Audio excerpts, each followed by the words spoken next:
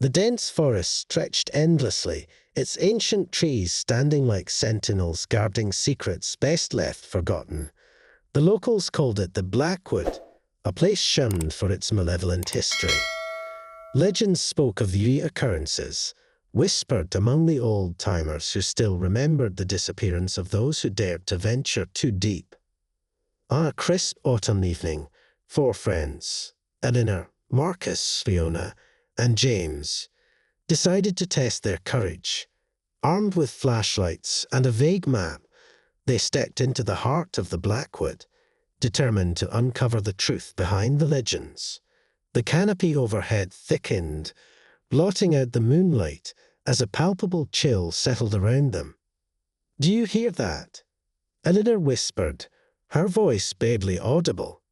The others paused, straining to listen.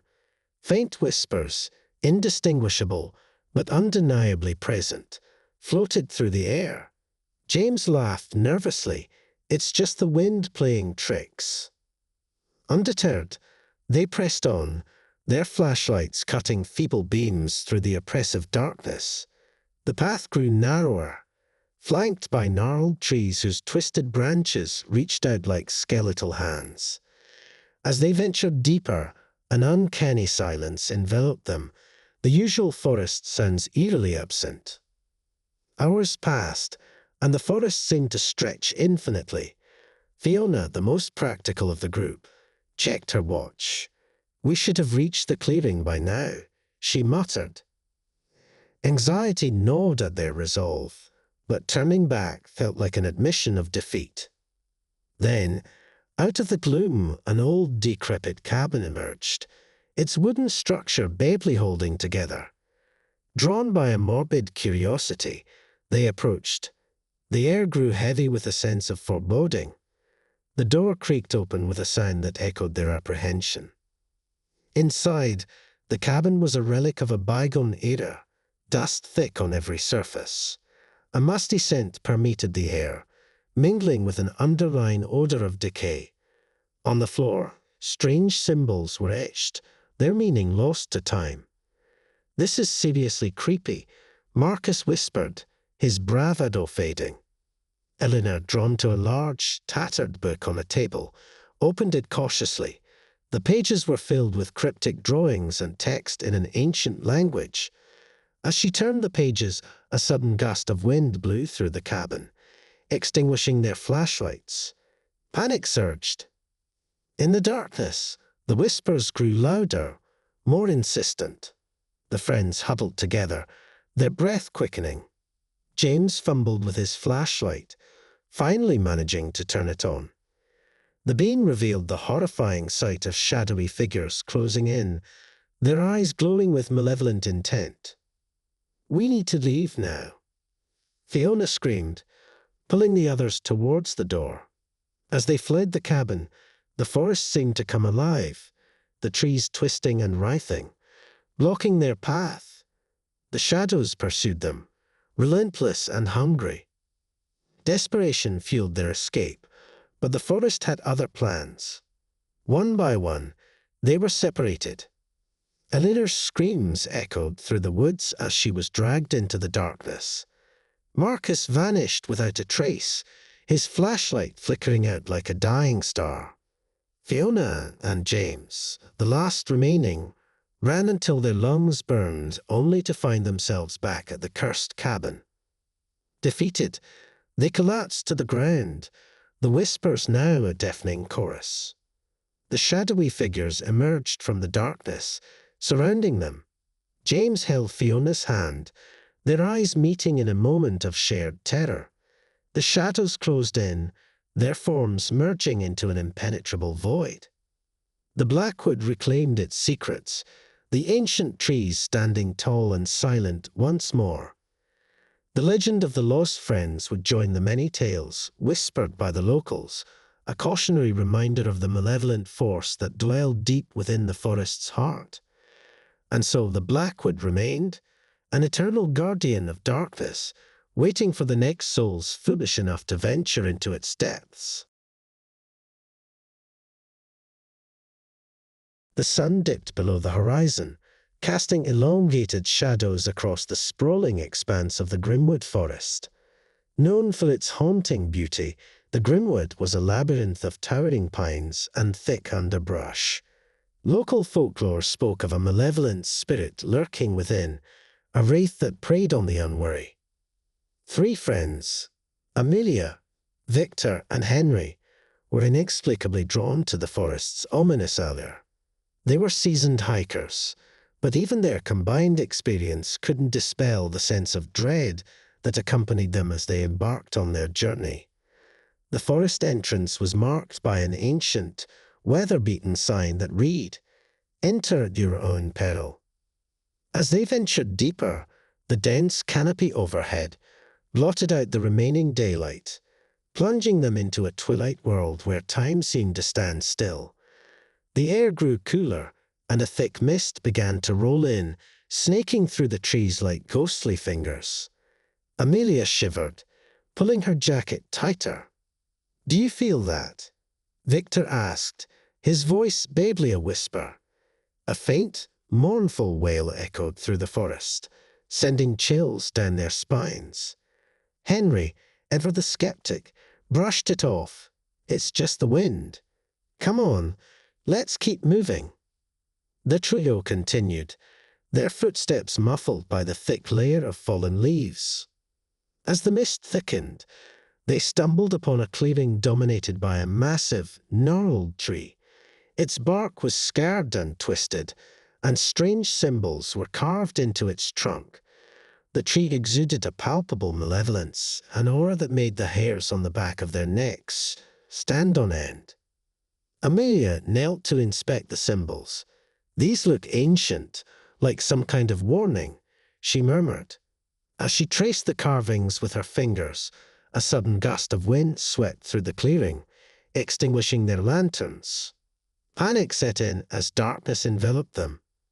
Victor scrambled to relight his lantern, his hands trembling. The light flickered weakly, casting eerie shadows that danced around them. "We need to stay calm," he said, though his voice betrayed his fear. A low guttural growl emanated from the depths of the forest. The friends huddled together, their eyes darting around, trying to pinpoint the source. Out of the gloom, a pair of glowing red eyes appeared, watching them with predatory intent. "Run!" Henry shouted, and they bolted in the opposite direction, branches clawing at them as they fled. The growl grew louder, closer, as if the creature was toying with them. They stumbled through the underbrush, adrenaline fueling their desperate flight. Amelia tripped on an exposed root, her scream piercing the night. Victor and Henry turned back to help her, but it was too late. A shadowy figure loomed over her, its form shifting and amorphous. The red eyes burned with an unnatural light. Victor lunged forward, swinging his lantern at the creature, but it passed through as if striking smoke. Amelia's screams were cut short, replaced by an eerie silence. The creature dissipated, leaving no trace of her. Victor and Henry, hearts pounding, continued their frantic escape. They broke through the underbrush and found themselves at the edge of a dark, still pond. The water was black as ink, reflecting the twisted trees like a grotesque mirror. "We can't go back," Victor panted, his breath visible in the cold air. "We have to find another way out." The forest seemed to close in around them, the trees whispering in a language they couldn't understand. As they circled the pond, a soft, ethereal singing drifted through the mist. Mesmerized, Henry followed the sound, his eyes glazed. Victor grabbed his arm, shaking him. "Snap out of it. It's a trap." But Henry was entranced, pulling away and walking towards the source. Victor chased after him, but his friend moved with an unnatural swiftness, disappearing into the mist. The singing grew louder, more insistent. Victor's mind raced, trying to resist the call. Suddenly, the mist parted, revealing an ancient stone altar covered in moss and vines. Henry stood before it, his eyes vacant. The wraith materialized, a spectral figure cloaked in shadows. It reached out, and Henry collapsed to the ground, lifeless. Victor backed away, terror gripping him. The wraith turned its gaze upon him, the red eyes burning into his soul. With a final desperate effort, Victor broke into a sprint. His only thought was escape. The forest twisted and shifted, the path morphing before his eyes. He burst out of the tree line, stumbling into the safety of the open fields beyond. He collapsed, gasping for breath, his mind reeling from the horrors she had witnessed.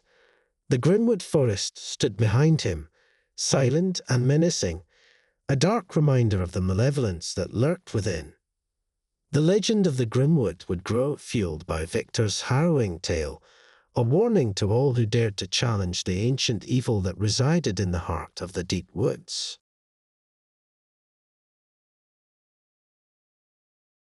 The dense forest of Raven's Hollow was a place shrouded in mystery and dread.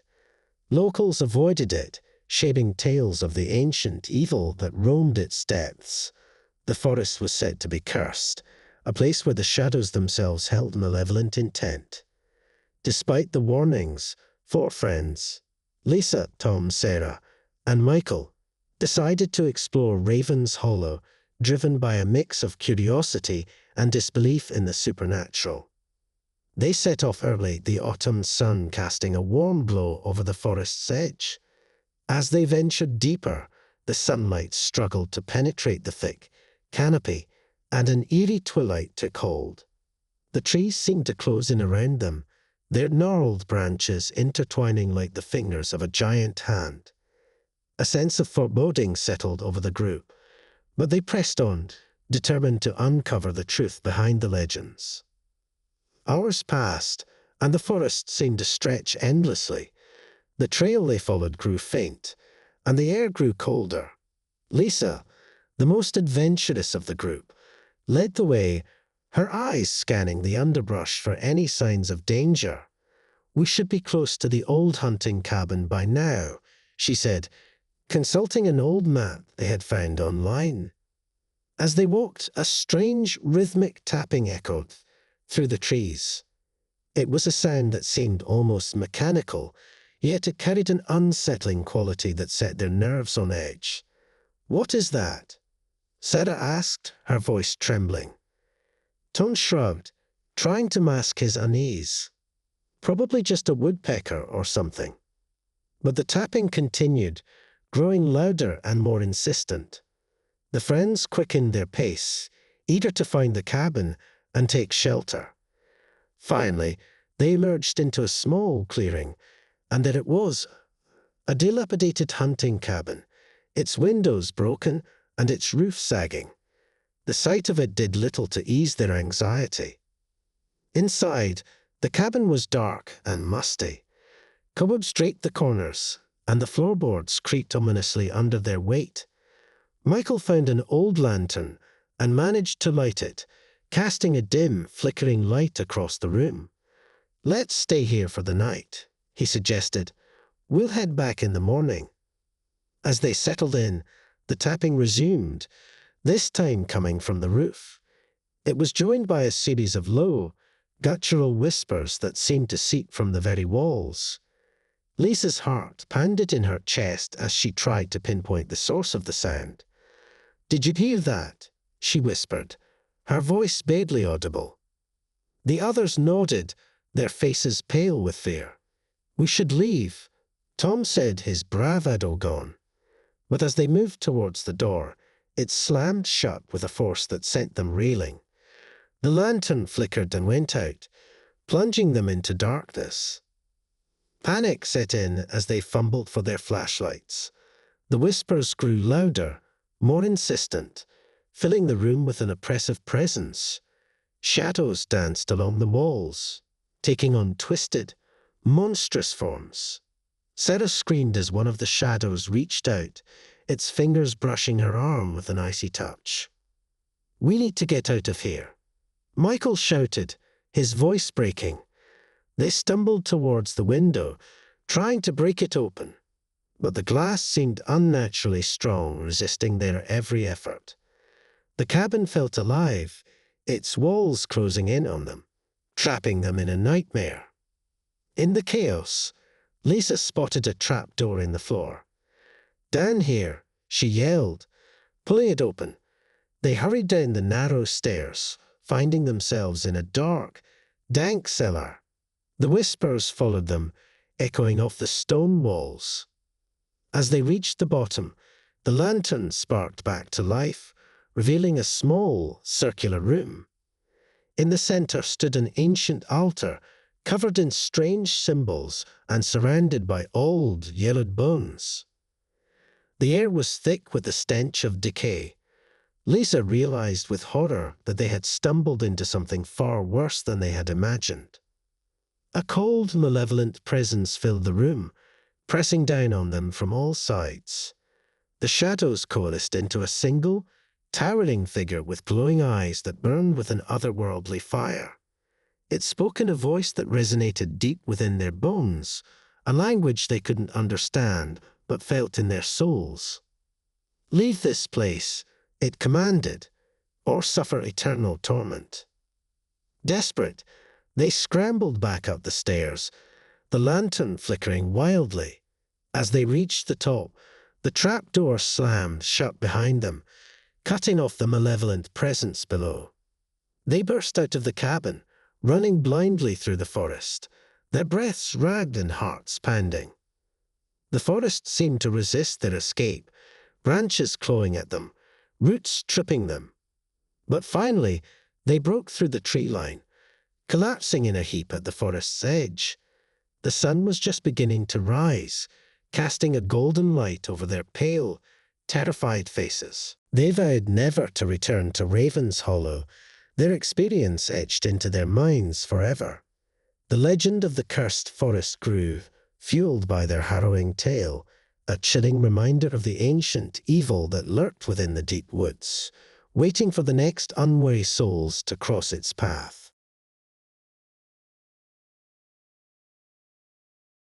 The moon hung low in the sky, casting an eerie glow over the vast expanse of Ravenwood forest.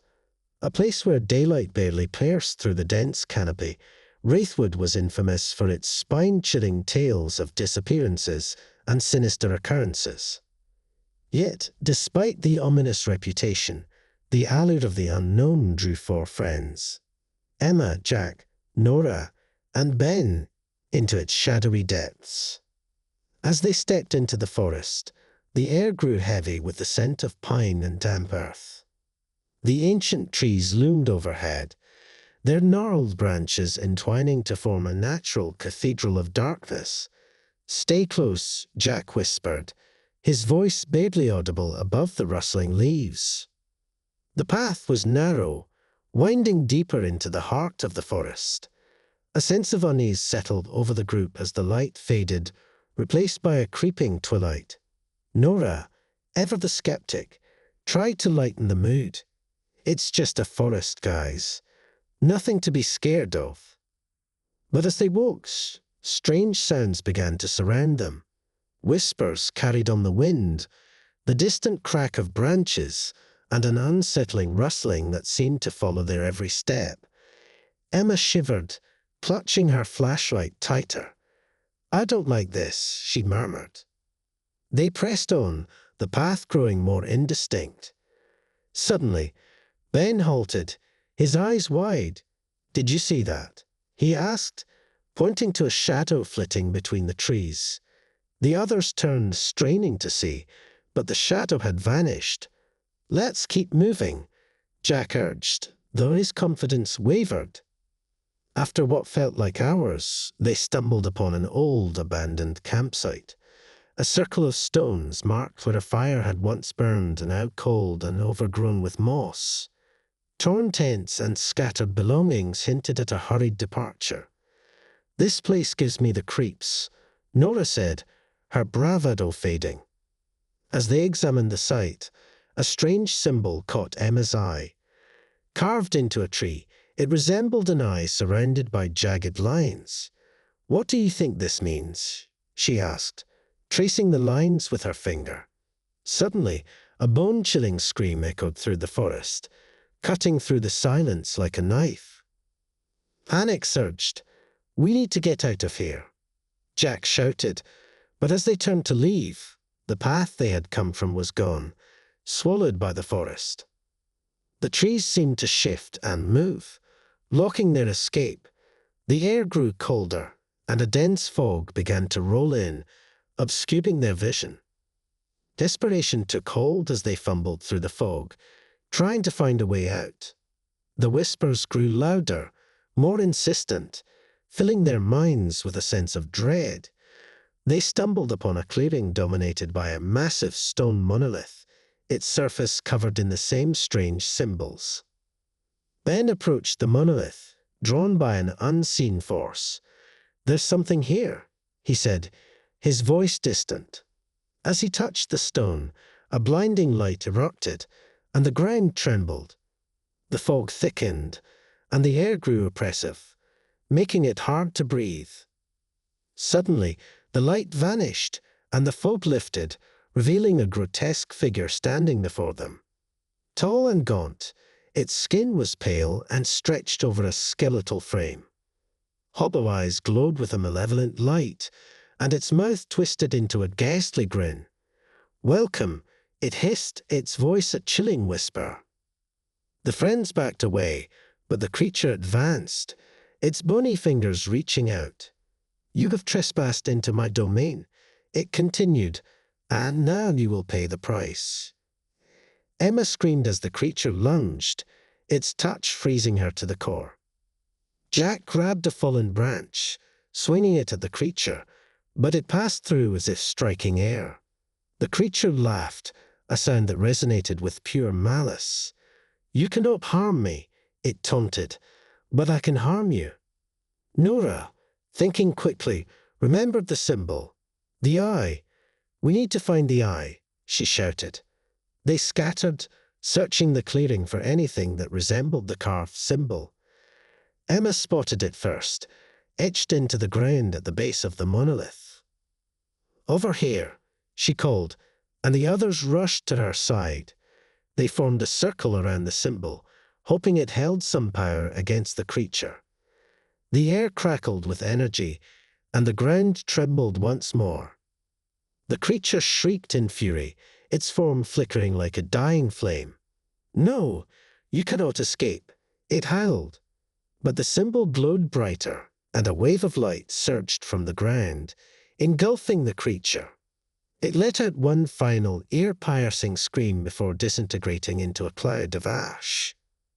The fog lifted completely, and the forest seemed to breathe a sigh of relief. The friends collapsed to the ground, exhausted but alive.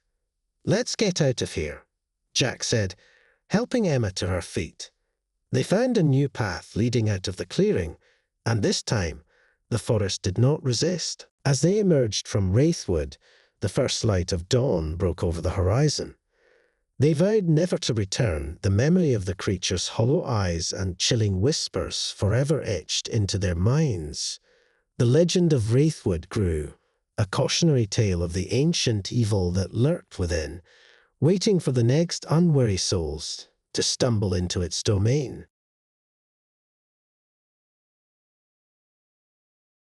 The town of Blackwood had always warned its residents about venturing into the thistlewood forest. The dense woodland, shrouded in mist and mystery, was said to be haunted by an ancient curse. For generations, people had whispered about the strange disappearances and eerie occurrences that plagued anyone foolish enough to enter. But curiosity is a powerful force, and it was this curiosity that drew Lily, Mark, Jenna, and Sam into the heart of Thistlewood. The friends set off just before dusk, the autumn sky painted with hues of orange and red. As they walked, the thick trees swallowed the remaining daylight, casting long shadows that seemed to move and shift. The forest floor was carpeted with fallen leaves, their crunch underfoot the only sound in the stillness. "We should have brought a map," Sam muttered, glancing around nervously. Lily, Ever the adventurous one laughed. "Relax, Sam. We're just here for a little exploration. We'll be fine." But as they ventured deeper, an oppressive silence settled over them. The air grew colder, and a sense of unease prickled at their skin. The path they followed grew narrower, the trees closing in around them. Jenna shivered, pulling her jacket tighter. "Does anyone else feel like we're being watched?" Mark, trying to maintain his composure, shrugged. "It's just the forest. It's probably full of animals." But even he couldn't shake the feeling of unseen eyes tracking their every move. Suddenly, the group stumbled upon an old, overgrown graveyard. The headstones, weathered and crumbling, jutted out of the ground at odd angles. A large, gnarled tree stood in the center, its roots twisting and coiling like serpents. "This place is creepy," Jenna whispered, her voice barely audible. Lily approached one of the headstones, brushing away the moss to reveal an inscription. "These graves are centuries old," she said, her fingers tracing the worn letters. As she spoke, a cold wind swept through the clearing, carrying with it a faint, mournful wail. The friends exchanged uneasy glances. "Maybe we should head back," Sam suggested, his earlier bravado gone. But as they turned to leave, the path they had taken was no longer there. The forest had changed, the trees shifting to form an impenetrable wall. Panic set in as they realized they were trapped. "Stay together," Mark urged, his voice tense. "We'll find another way out." They pushed forward, their flashlights cutting through the encroaching darkness.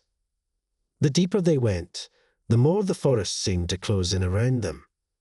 The trees whispered in a language they couldn't understand, their branches reaching out like skeletal hands. Strange symbols appeared on the trunks, glowing faintly in the dim light. Lily's flashlight flickered, then went out. She smacked it against her hand, but it remained dark.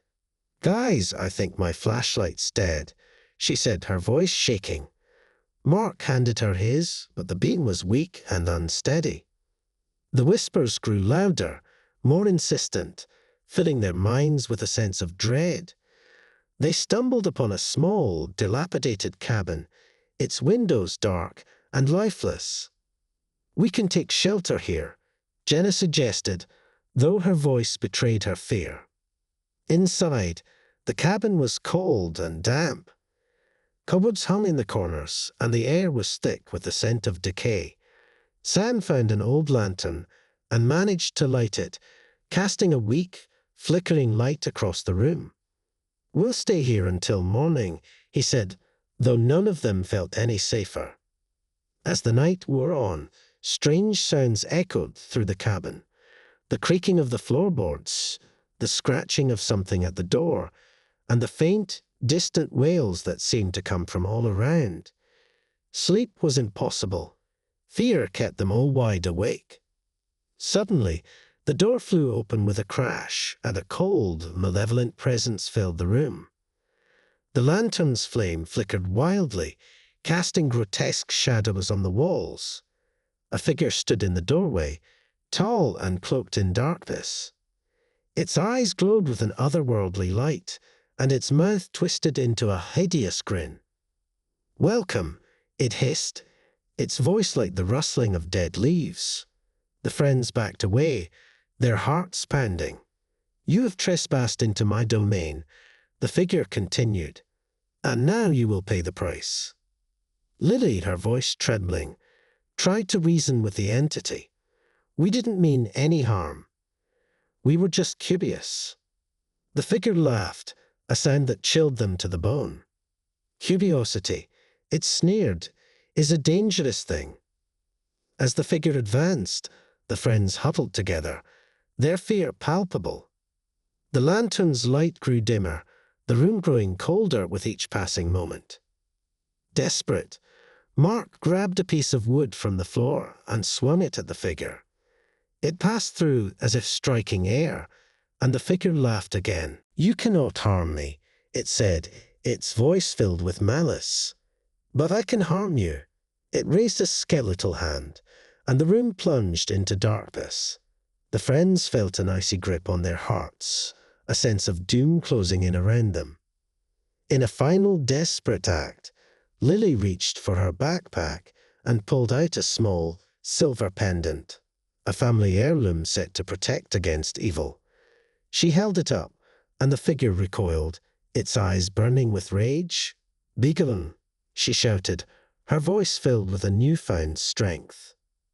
The figure screamed, a sound that echoed through the forest. The darkness lifted, and the cabin was bathed in a warm golden light. The figure dissolved into mist, its malevolent presence banished. The friends collapsed to the floor, their breaths coming in ragged gasps. "We need to leave now," Sam said, his voice barely above a whisper. They stumbled out of the cabin, the first light of dawn breaking over the horizon. As they made their way back to town, the forest seemed to part for them, the trees no longer a barrier. They vowed never to return to Thistlewood, the memory of the night's terror etched into their minds. The legend of Thistlewood grew, a cautionary tale of the ancient evil that lurked within, waiting for the next unwary souls to cross its path. And in the heart of the forest, the old graveyard and the cabin stood as silent witnesses to the horrors that had unfolded, a reminder of the darkness that lay just beyond the edge of the light.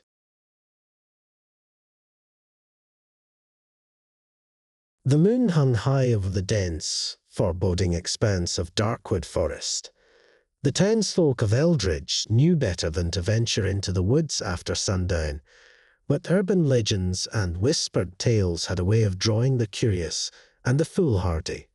Sarah, David, Emily, and Jake were among the latter, their youthful bravado masking the creeping unease that gnawed at the edges of their confidence. Their journey began under the cover of dusk, with the sun casting long shadows over the winding paths that led into the heart of Darkwood. The forest seemed to swallow the light, each step plunging them deeper into an oppressive darkness. "Are we sure about this?" Emily asked, her voice tinged with apprehension. "We'll be fine," David replied, though his voice lacked conviction. "Just a bit of exploring. What's the worst that could happen?" The answer to that question became apparent as they ventured further. The air grew thick and heavy, carrying a scent of decay that clung to their nostrils.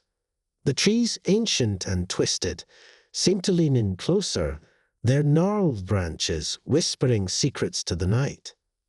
As they walked, they stumbled upon a path less traveled, overgrown with thorny bushes and littered with fallen leaves. "This looks promising," Jake said, pushing aside the underbrush. The path led to a clearing at the center of which stood an old, decrepit mansion, its silhouette a stark contrast against the moonlit sky. The mansion was a relic of a bygone era, its windows shattered, and its walls covered in ivy. "This place must be 100 years old," Sarah said, her voice barely above a whisper. A sense of dread settled over them as they approached the entrance, the door hanging ajar on rusted hinges. Inside, the air was colder, and the darkness seemed to press in from all sides. Their flashlights flickered, casting eerie shadows that danced across the walls. "Let's look around," David suggested, though the suggestion seemed more like a challenge to their courage than an actual plan. They split up, each taking a different part of the mansion. Emily and Jake headed upstairs, while Sarah and David explored the ground floor. The house groaned and creaked as if protesting their presence. Every step they took seemed amplified, echoing through the empty halls. Emily and Jake found themselves in a long corridor lined with portraits. The eyes of the painted figures seemed to follow them, their expressions shifting with the flickering light. "These are creepy," Jake muttered, shivering. Downstairs, Sarah and David discovered a library filled with dusty books and strange artifacts. A large, ornate mirror stood against one wall, its surface tarnished and cracked. "This place is like a museum of nightmares," Sarah said, running her fingers over a dusty tome. As she spoke, the temperature in the room plummeted. A chilling wind swept through the library, extinguishing their flashlights. Panic set in as they fumbled in the darkness, the sound of whispers growing louder. "David, what's happening?" Sarah's voice trembled. Upstairs, Emily and Jake heard the commotion and rushed back down. The mansion seemed to shift around them, the corridors twisting and turning, leading them in circles. "We need to find the others," Emily said, her voice shaking. In the library, a figure appeared in the mirror, its eyes glowing with an unnatural light. "You shouldn't be here," it hissed, its voice a cold whisper. Sarah screamed as the figure stepped out of the mirror, its form shrouded in shadow. David grabbed Sarah's hand, pulling her towards the door. "Run," he shouted. They burst into the hallway, just as Emily and Jake reached the bottom of the stairs. "We have to get out of here," David said, his face pale with fear. They fled the mansion, the whispers following them into the night. The forest seemed to close in around them, the path they had taken disappearing into the darkness. Panic gripped their hearts as they ran, their breaths coming in ragged gasps. Suddenly, the ground gave way beneath them, and they tumbled into a hidden ravine. The fall knocked the wind out of them, and they lay there, dazed and disoriented. "Is everyone okay?" Jake asked, wincing in pain. They helped each other to their feet, the reality of their situation sinking in. "We need to find a way out," Emily said, her voice resolute. They followed the ravine, hoping it would lead them back to familiar ground. As they walked, the whispers grew louder, and the shadows seemed to come alive. The figure from the mansion appeared ahead of them, its eyes glowing with malevolent intent. "You cannot escape," it said, its voice echoing through the ravine. Desperation took hold as they tried to find a way around the figure. Sarah, clutching her flashlight, remembered the strange artifacts in the library. "Maybe there's something we can use," she said, her mind racing. They found a small cave, its entrance hidden by overgrown vines. Inside, they discovered a chest filled with ancient relics and a book of incantations. "This must be it," David said, flipping through the pages. The figure appeared at the cave entrance, its form more solid and terrifying than before. "Your time is up," it hissed. Sarah, clutching a pendant from the chest, began to recite one of the incantations. The air crackled with energy, and a blinding light filled the cave. The figure screamed, its form disintegrating into a cloud of ash. The whispers ceased, and the oppressive darkness lifted. The friends collapsed, exhausted but alive. "Let's get out of here," Jake said, his voice weak.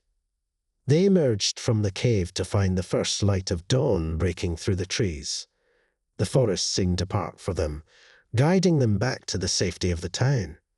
As they crossed the threshold, they vowed never to speak of the night's events. Darkwood Forest kept its secrets, the old mansion standing as a silent sentinel to the horrors within. The townsfolk continued to whisper, their warnings more fervent than ever. And in the quiet of the night, the forest waited, ready to ensnare the next group of curious souls who dared to enter its shadowy depths. In the heart of the Appalachian Mountains lies a stretch of wilderness known as Ravenwood. Thick with ancient trees and cloaked in perpetual twilight, it is a place few dare to enter. Legends speak of the forest's dark past, of a malevolent spirit that haunts its depths. For years, these tales kept locals at bay, but one autumn evening, 4 friends decided to test their veracity. Rachel, Matt, Lisa, and Tom set off just as the sun dipped below the horizon, casting long shadows that danced ominously across the forest floor. "It's just a forest," Matt said, trying to sound confident. "People let their imaginations get the best of them." Rachel, ever the skeptic, nodded in agreement. "Exactly. We'll be in and out before anyone notices." The forest swallowed them in silence as they walked deeper, the air growing colder with each step. Leaves crunched underfoot, and the occasional snap of a twig was the only sound that broke the eerie stillness. The deeper they went, the more oppressive the atmosphere became. The trees seemed to close in around them, their twisted branches like skeletal fingers reaching out to snatch them away. "Are we sure about this?" Lisa asked, her voice barely a whisper. "I mean, these stories have been around for a reason." "Don't be ridiculous," Tom replied, though he couldn't hide the tremor in his voice. "They're just stories." The path grew narrower, and soon they found themselves in a clearing dominated by an ancient oak. Its gnarled branches stretched skyward, blotting out the moon. At its base lay an old moss-covered stone altar. "This must be where they performed the rituals," Rachel said, her voice tinged with unease. Matt approached the altar, brushing away the leaves to reveal strange symbols carved into the stone. "These markings are really old," he said, tracing them with his fingers. "Probably just some kids messing around." As he spoke, a cold wind swept through the clearing, extinguishing their flashlights. The sudden darkness was absolute, and panic set in. "Stay close," Rachel said, her voice tight with fear. "We need to get out of here." They huddled together, feeling their way back toward the path. But the forest had changed, its familiar features now distorted and unrecognizable. The trees whispered secrets in a language they couldn't understand, and shadows flitted at the edges of their vision. "Where are we?" Lisa's voice trembled. "This isn't the way we came." "Just keep moving," Tom urged, though his own fear was palpable. Hours seemed to pass as they stumbled through the darkness. The whispers grew louder, more insistent, filling their minds with dread. Suddenly, they emerged into another clearing, this one dominated by a small, decrepit cabin. Its windows were dark, and the door hung ajar. "Let's take shelter," Matt suggested, though the idea of entering the cabin was almost as terrifying as remaining in the forest. Inside, the air was thick with the smell of rot. Cobwebs draped the corners, and the floorboards creaked under their weight. An old rusted lantern sat on a table, and Rachel managed to light it, casting a dim glow across the room. "We can stay here until morning," she said, though the words felt hollow. The night stretched on, each minute an eternity. Strange sounds echoed through the cabin, the distant howling of wolves, the creaking of trees, and the occasional thump from the attic. Sleep was impossible. Fear kept them all wide awake. Suddenly, the temperature plummeted, and a thick fog seeped through the cracks in the walls. From the shadows emerged a figure, tall and wraith-like, its eyes burning with an unholy light. "You should not have come," it whispered, its voice like the rustling of dead leaves. Rachel clutched the lantern, her hands shaking. "We mean no harm," she said, her voice barely audible. The figure glided closer, its presence suffocating. "This forest is cursed," it hissed. "All who enter are doomed." Tom, desperate to protect his friends, grabbed a piece of broken furniture and swung it at the figure. The weapon passed through as if striking air, and the figure laughed, a sound that chilled them to the bone. "You cannot fight me," it said, its voice echoing in their minds. "You belong to the forest now." The lantern's flame flickered and died, plunging them into darkness. The figure reached out, and icy fingers brushed against their skin, sapping their strength. Rachel, Remembering the old stories, reached into her pocket and pulled out a small silver cross, a family heirloom set to ward off evil. She held it up, and the figure recoiled, its eyes narrowing with rage. "Leave us alone," she shouted, her voice filled with a desperate courage. The figure screamed, a sound that reverberated through the cabin and the forest beyond. It dissolved into mist, and the oppressive darkness lifted. The lantern sputtered back to life, its light weak but steady. The friends, exhausted and terrified, stumbled out of the cabin as the first light of dawn broke through the trees. The forest seemed to guide them back to the path, the oppressive presence gone. As they emerged from the woods, they vowed never to return. The legend of Ravenwood grew that day, their harrowing experience adding to the tapestry of fear that surrounded the forest. And in the heart of the woods, the ancient oak and the decrepit cabin stood as silent sentinels, waiting for the next group of curious souls to test their fate against the darkness.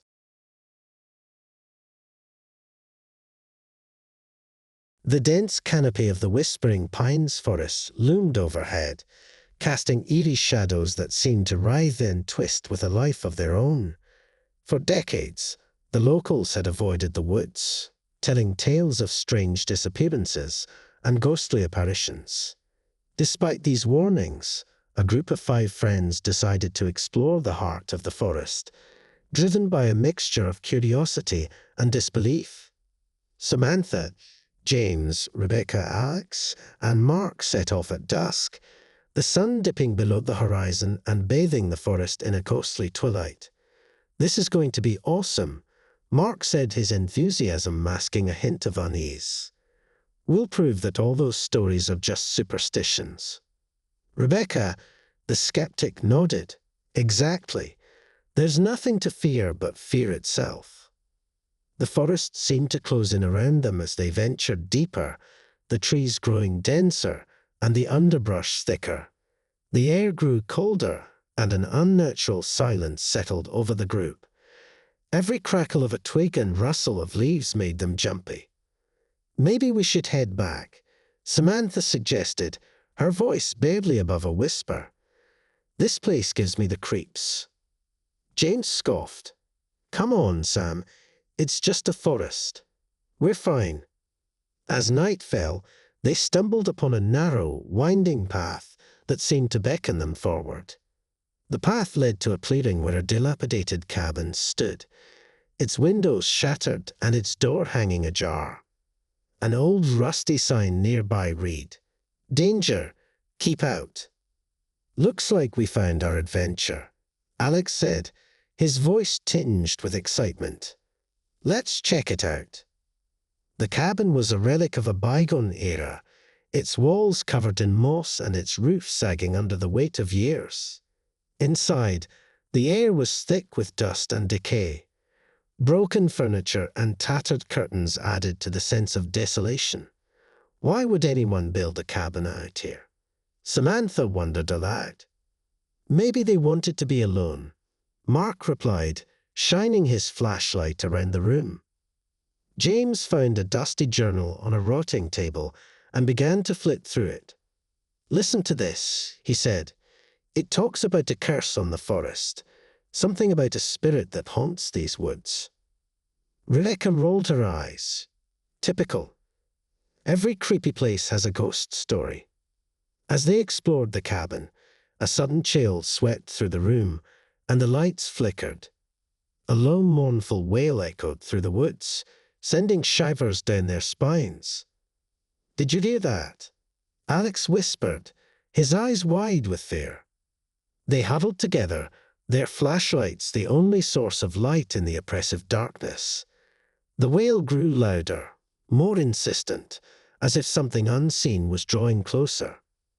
"We need to leave," Samantha said, her voice trembling. "Now." They bolted from the cabin, racing back down the path. But the forest seemed to shift around them, the trees closing in and the path disappearing. Panic set in as they realized they were hopelessly lost. "Where's the way out?" Rebecca cried, her voice rising in hysteria. James tried to calm her. "We'll find it. Just stick together." As they stumbled through the darkness, they noticed strange symbols carved into the trees, glowing faintly in the moonlight. The symbols seemed to pulse with a malevolent energy, and the air grew colder with each step. Suddenly, they saw a figure standing in the shadows, its eyes glowing with an eerie light. The figure was tall and gaunt, its face twisted into a grotesque mask of hatred. "You should not have come here," it whispered, its voice like the rustling of dead leaves. The friends froze, paralyzed with fear. "Who are you?" Mark managed to ask, his voice shaking. The figure stepped closer, its form flickering like a candle flame. "I am the guardian of these woods," it said, "and you have trespassed on sacred ground." Rebecca, desperate, pulled out a small amulet she had bought at a local shop. "Please, we mean no harm," she said, holding the amulet up as if it could ward off the spirit. The figure laughed, a hollow, chilling sound. "Your trinkets cannot save you," it hissed. "The forest demands a sacrifice." The ground beneath them began to tremble, and roots burst forth, wrapping around their ankles and dragging them towards the center of the clearing. "Help!" Samantha screamed, struggling against the unyielding grip of the roots. James and Alex fought to free themselves, but the roots were too strong. "What do you want?" James shouted at the figure. The spirit raised a bony hand, and the roots tightened. "Leave this place," it commanded, "and never return. The forest must remain undisturbed." With a final desperate effort, the friends managed to break free from the roots. They ran, hearts pounding, not daring to look back. The wailing faded as they put distance between themselves and the clearing. When they finally emerged from the forest, the first light of dawn breaking the horizon, they collapsed in exhaustion. "We made it," Mark panted, his face pale with fear. Samantha looked back at the forest, a sense of foreboding still gripping her. "We can't tell anyone about this," she said. "No one will believe us." The others nodded in agreement, their faces etched with the horror of their experience. They left Whispering Pines that day, vowing never to return. The forest remained dark and silent, its secrets buried deep within its shadows. The locals continued to tell their tales, and the warnings grew more fervent.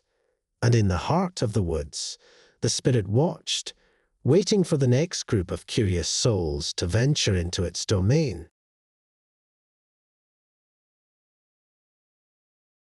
The rhythmic crunch of tires on gravel ceased abruptly, replaced by an unsettling stillness. Maya, peering through the rain-streaked windshield, announced, "Here we are. Welcome to Camp Blackwood." The cabin loomed before them, a solitary silhouette against the encroaching darkness. A shiver danced down Noah's spine despite the summer heat. "Looks straight out of a horror movie," he quipped, trying to lighten the mood. Inside, the cabin was a rustic haven, complete with a crackling fireplace and flickering oil lamps. As the fire cast dancing shadows on the walls, an unsettling silence settled. Maya, ever the pragmatist, dismissed it. Just the settling of the house, she reassured them. The first night passed uneventfully, punctuated only by the rhythmic chirping of crickets and the occasional creak of the old cabin. But the following morning, a gnawing unease began to take root. A half-eaten granola bar lay abandoned on the counter, not touched by any of them. A single boot, mysteriously unpaired, stood by the fireplace. Erin, usually the life of the party, grew withdrawn. She claimed to have seen a fleeting figure disappear into the trees just beyond the cabin. Liam, ever the skeptic, scoffed. But that night, a blood-curdling scream shattered the peace.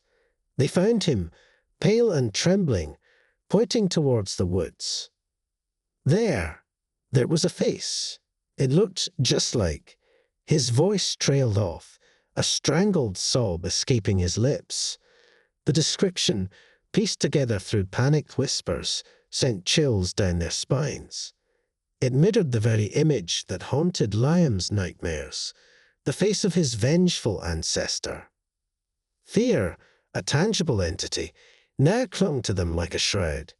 Maya, ever the pillar of strength, began to unravel. She swore she heard a voice whispering her name, a voice that sounded eerily like her estranged mother.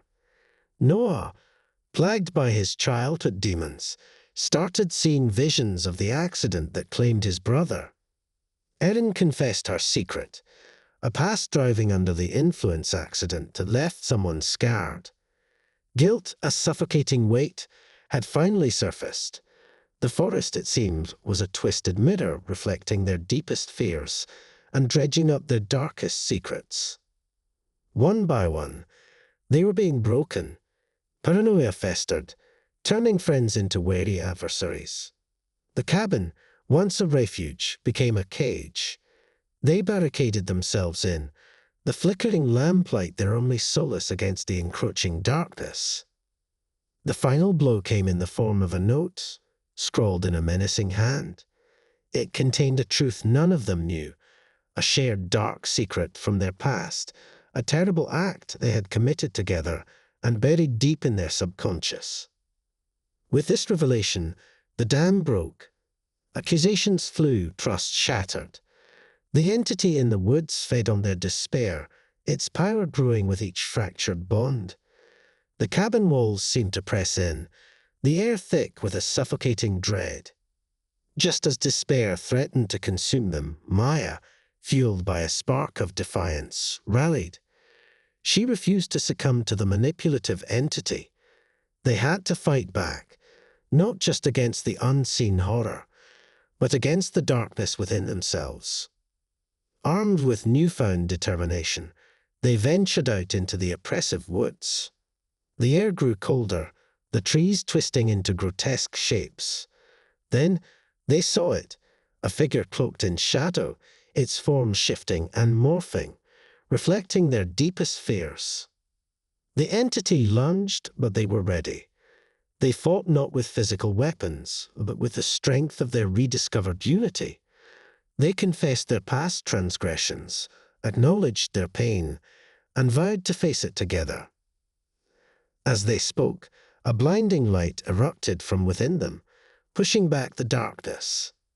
The figure shrieked, a sound of pure malice dissolving into nothingness. The oppressive atmosphere lifted, replaced by a cool, cleansing breeze. They emerged from the woods, forever changed.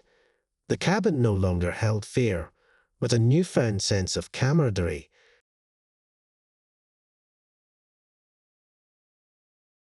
10 years had carved a canyon between Elias and Lucas Thorne. The memory of their childhood camping trip, where their friend Sarah vanished without a trace, remained a festering wound. Now, a tattered flyer, a missing persons report with Sarah's faded photo, arrived at Elias' doorstep. It was a morbid invitation, a silent plea to revisit the past. Elias, driven by a gnawing guilt, reached out to Lucas. The reunion was fraught with tension, old wounds reopening with each barbed word.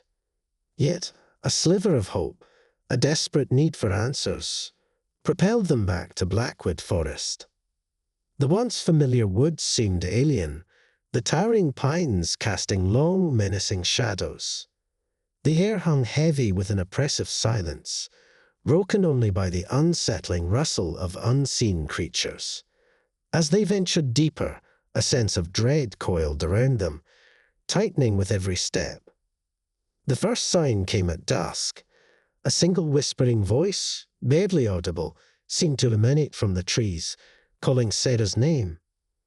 It sent shivers down their spines, a chilling reminder of the legend their grandfather used to tell, a tale of a ritual gone wrong, a restless spirit bound to the woods by whispers. The whispers grew bolder, weaving through the trees, taunting them with fragmented memories of their childhood trip. Elias, tormented by visions of Sarah's terrified face, confessed his fear of venturing out that fateful night, a fear that might have sealed her fate. Lucas, in turn, revealed his long-held bitterness, blaming Elias for not searching harder. Days blurred into nights. The whispering voices intensified, morphing into their deepest fears. Elias saw himself abandoning Sarah, while Lucas heard her accusing voice, blaming him for not being there. Sleep became a terrifying battleground, haunted by nightmarish visions. One stormy night, they stumbled upon a clearing. In the center stood a circle of blackened stones, remnants of an ancient ritual. As lightning illuminated the scene, they saw a symbol carved onto a central stone, a twisted spiral that mirrored the unsettling patterns Sarah used to draw. A cold realization dawned. Sarah hadn't been lost, she'd been taken. The Whispers were a malevolent entity, feeding on their guilt and despair, keeping Sarah's spirit tethered to the woods. Driven by a newfound resolve, they decided to confront the entity. Elias, fueled by remorse, and Lucas, by a desperate need to redeem himself, gathered courage from the ruins of their broken bond. Following the Whispers, they reached a hidden cave. The air inside crackled with an unnatural energy. A swirling vortex of mist materialized, taking the form of a young girl, a malevolent echo of Sarah. A spectral voice filled the cave, a chilling chorus of their own whispered fears. But this time they fought back. Elias spoke of his love for Sarah, his regret for not facing his fear. Lucas poured out his sorrow, his apologies for not being a better friend. The Whispers faltered, the vortex flickering. Sarah's spectral form seemed to waver, a flicker of recognition in her spectral eyes. With a final heart-wrenching cry, the entity dissipated, the air clearing. Exhausted, but strangely lighter, they emerged from the cave. Dawn painted the sky in hues of gold and pink, a stark contrast to the oppressive darkness within. The Whispers were gone, replaced by a newfound peace. They never found Sarah's body, but they knew her spirit was finally free. The Blackwood forest, once a place of nightmares, now held a bittersweet memory, a testament to the enduring power of love and forgiveness, even in the face of unimaginable horror.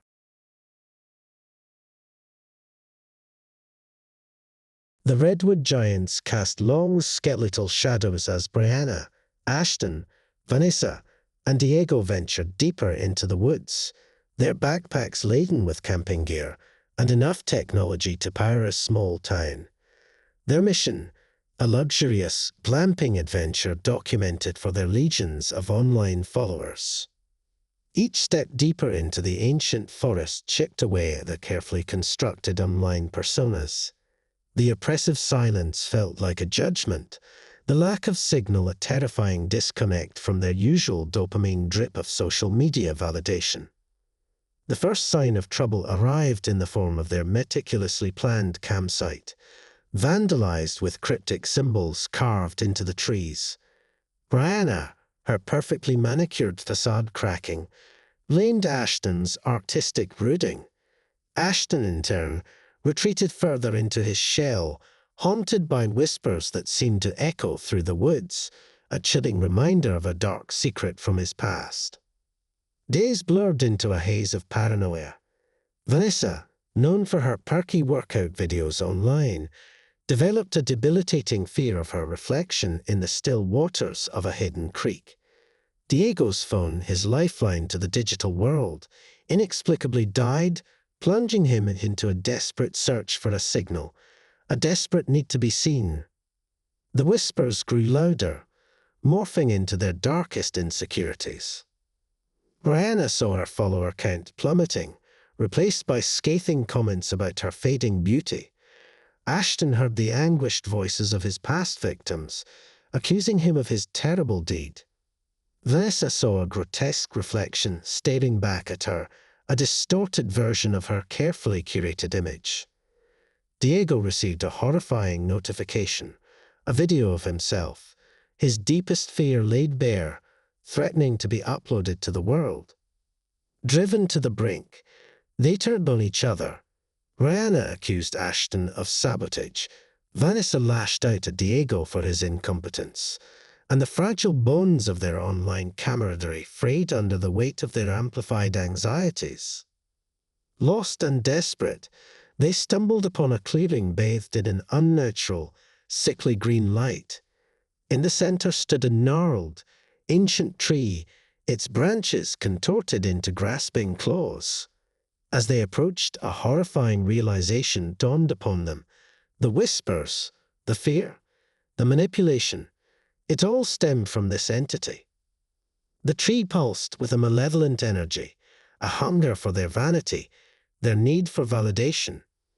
It fed on their insecurities, weaving a nightmarish illusion tailored to their deepest fears. With a newfound clarity, they understood the only way to escape. They had to reject the entity's twisted game.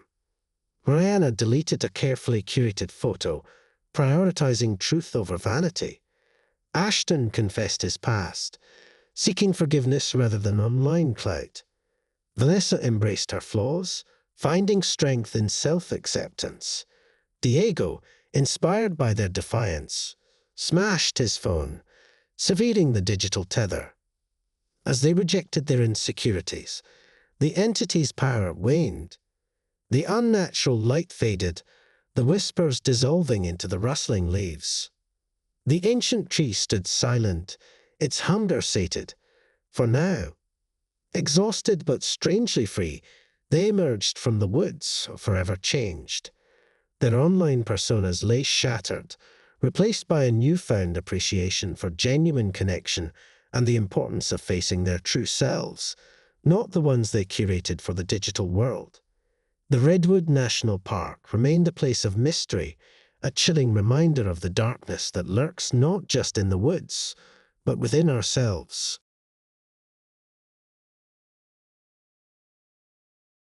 The late afternoon sun cast long shadows through the dense canopy of Blackwood forest as Elias Thorne led his search party deeper into the woods. A lost hiker, a routine case, or so he thought.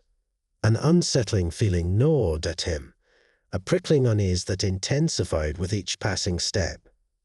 Amelia Walsh, the eager rookie by his side, chattered nervously, oblivious to the oppressive silence that hummed heavy in the air.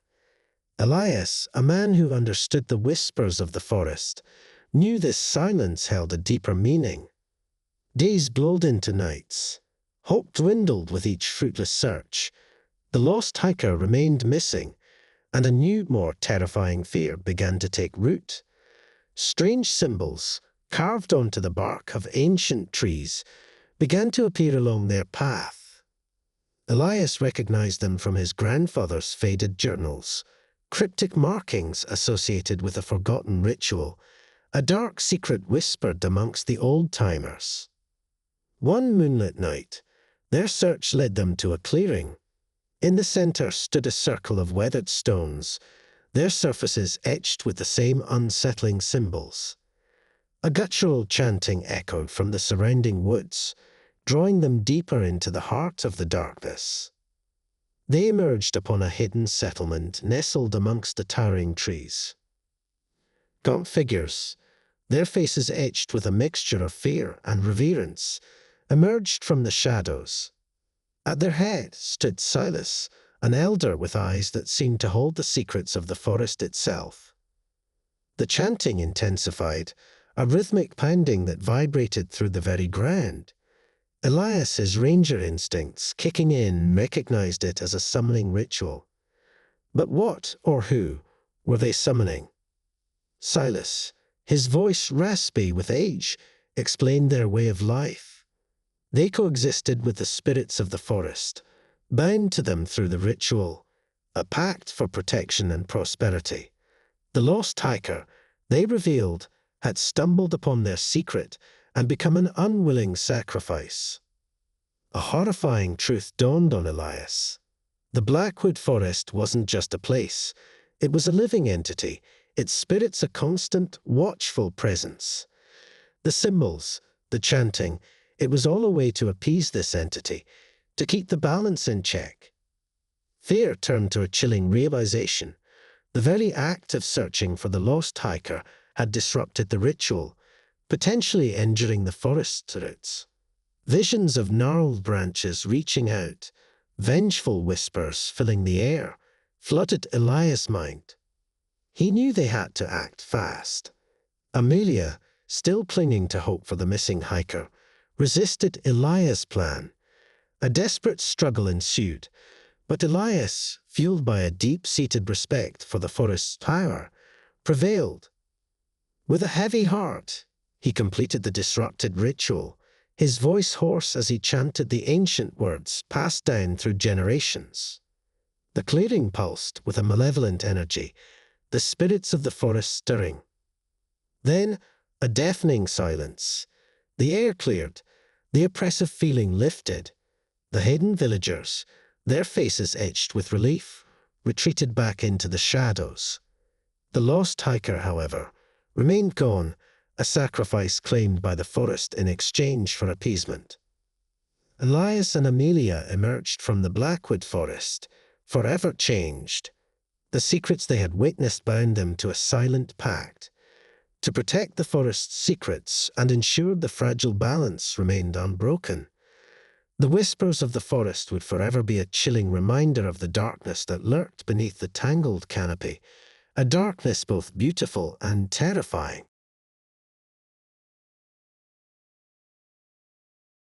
The rhythmic crunch of boots on damp earth echoed through the stillness of the whisper wood.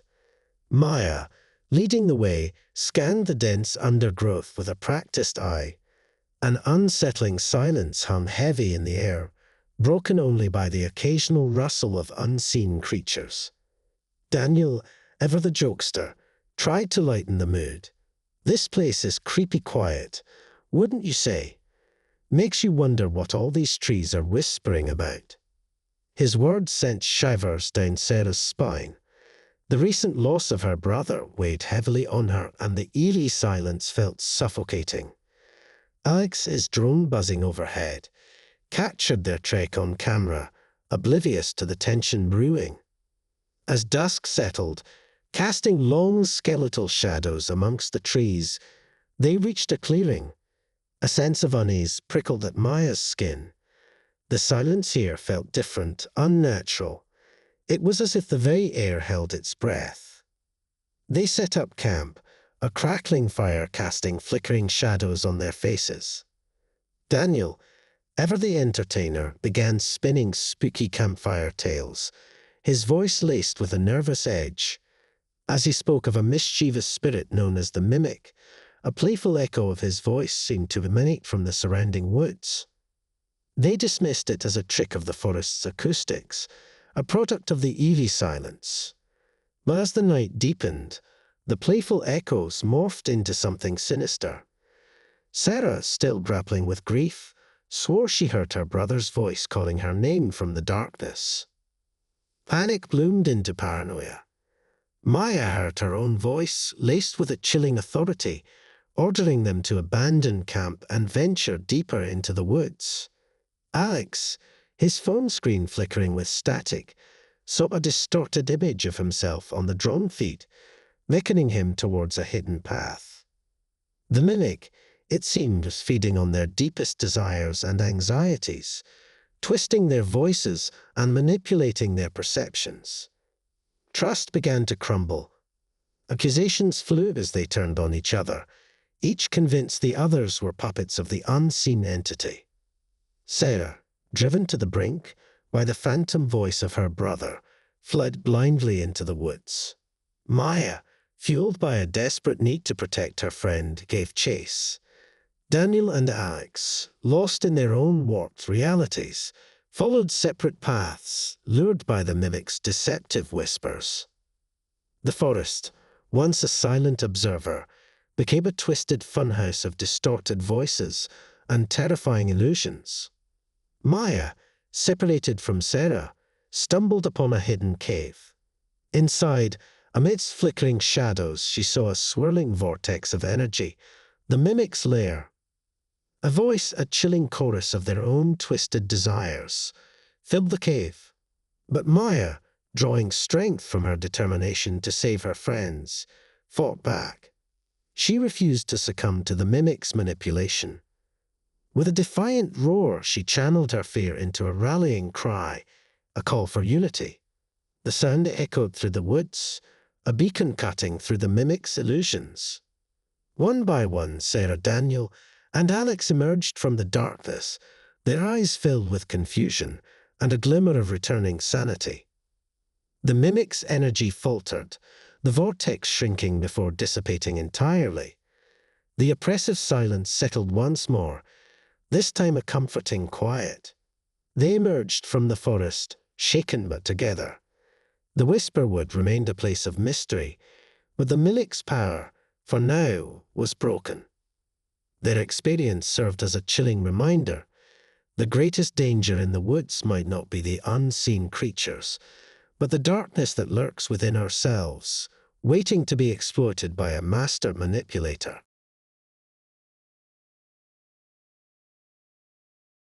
Sunlight speared through the canopy in dappled patches as Dr. Evelyn Wright led her expedition deeper into the uncharted territory of Redwood National Park.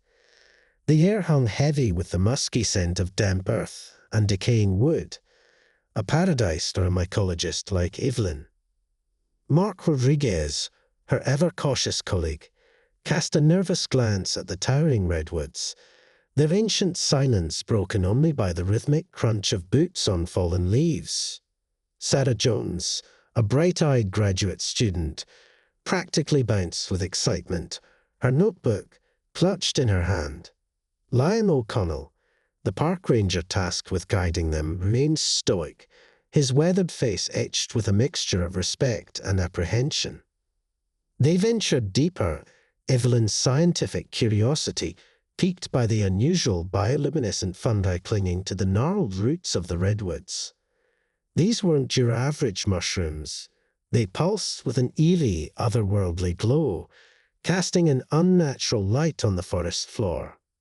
As days turned into nights, the researchers documented an astonishing variety of these luminous fungi, their scientific fervor burning ever brighter. Sarah, fueled by Evelyn's enthusiasm, theorized a possible network beneath the forest floor, connecting these organisms in a silent symphony. Mark, however, remained unconvinced. He felt an unsettling unease growing with each passing day. The forest seemed to be changing. The silence became oppressive, punctuated by the occasional rustle that sent shivers down his spine. One night, their camp was illuminated by an otherworldly glow emanating from a nearby clearing. Drawn by a morbid curiosity, they ventured out, hearts pounding. In the center stood a grotesque spectacle, a towering edifice of bioluminescent fungi, pulsating with a rhythmic thrum. Evelyn, her eyes gleaming with scientific fervor, declared it a breakthrough, a living fungal brain controlling the network beneath their feet. But as she reached out to touch it, a chilling realization dawned on them. Liam, his face pale with dread, warned them to turn back. The forest, it seemed, wasn't just a passive observer. The fungi, with their interconnected network, were not mindless organisms. They were sentient, and the researchers, with their intrusion, had become a fascinating new element in their grotesque symphony. The fungal mass pulsed faster, tendrils of bioluminescent growth erupting from the ground, ensnaring Mark and Sarah. Their screams were drowned out by the chorus of rustling leaves and the unsettling thrumming of the fungal brain. Evelyn, fueled by a desperate mix of fear and scientific curiosity, witnessed the horrific truth. The fungal network wasn't just intelligent. It was predatory. It had lured them in, exploited their scientific curiosity, and now it was consuming them. Liam, drawing on his years of experience in the wilderness, knew what had to be done. He grabbed a canister of gasoline and a lighter, his eyes filled with a grim resolve. Evelyn, despite her initial resistance, understood the necessity. With a heavy heart, they set the forest floor ablaze. The flames danced against the towering redwoods, casting grotesque shadows on the fungal edifice. It pulsated in protest, its tendrils shriveling and retracting as the fire took hold. The researchers escaped the inferno, forever scarred by their encounter. The Redwood National Park remained a place of awe-inspiring beauty, but also a chilling reminder of the unseen forces that lurked beneath the surface, a network of intelligence far older and more terrifying than they could have ever imagined.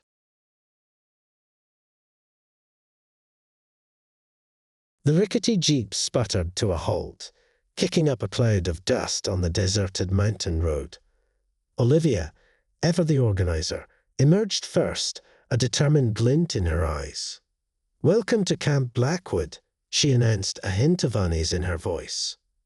The cabin, nestled amidst towering pines, seemed idyllic from a distance. But as they unpacked, an unsettling silence pressed down on them, broken only by the mournful cry of a distant raven. The air felt heavy, charged with a nameless tension. As dusk settled, casting long shadows across the clearing, they gathered around a crackling fire, sharing stories and laughter. But beneath the surface, a sense of disquiet lingered.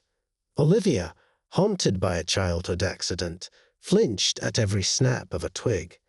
Noah's jokes masked a deep sadness over a lost love. Maya, the wild child of the group, hid a troubled past she rarely spoke of. And Ethan, ever thoughtful, wrestled with a career decision that gnawed at him. The next day, exploring the woods, they stumbled upon a hidden clearing.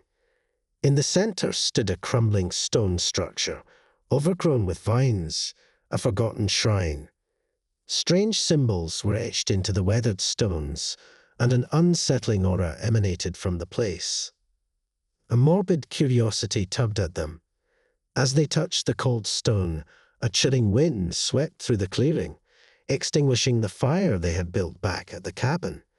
A feeling of dread coiled around them, tightening with each passing moment. That night, their idyllic getaway turned into a horrifying nightmare. Olivia dreamed of the accident, reliving the terror with agonizing clarity. Noah was plagued by visions of his ex-lover, her face contorted in rage. Maya woke up screaming, a memory of a past transgression clawing its way to the surface. Ethan found himself trapped in a never-ending loop of indecision, his future shrouded in darkness. The cabin echoed with their screams, their laughter morphing into terrified sobs. The once comforting fire now seemed to flicker with malevolent plea. They realized the shrine had awakened something, a malevolent entity that fed on their deepest regrets, twisting their memories into personalized nightmares. Panic turned into a desperate fight for survival. Olivia, fueled by a desire to redeem herself, rallied the others. They had to confront the entity at its source, to face their demons and break the hold it had on them. Armed with nothing but burning branches and a newfound resolve, they returned to the clearing. As they approached the shrine, the wind howled, and the entity manifested, a swirling vortex of shadows, echoing with their tormented voices. With trembling hands, they threw the burning branches at the vortex, their fear slowly morphing into defiance. They each spoke their truths, their regrets, their apologies. With each confession, the vortex flickered, its power waning. Finally, in a shared moment of vulnerability and strength, they banished the entity. The wind died down, the oppressive silence lifting like a shroud. The shrine stood silent and empty once more, a chilling reminder of the darkness they had faced. Exhausted but strangely united, they returned to the cabin. Dawn painted the sky in hues of gold and pink, a stark contrast to the horrors of the night. They knew the scars of their past would remain, but they had faced them together, the bond of friendship reforged in the fires of fear. The Blackwood Mountains may have held secrets, but they had also offered a harsh lesson. Sometimes the most terrifying monsters lurk not in the woods, but within ourselves, waiting to be unleashed by a touch of the unknown.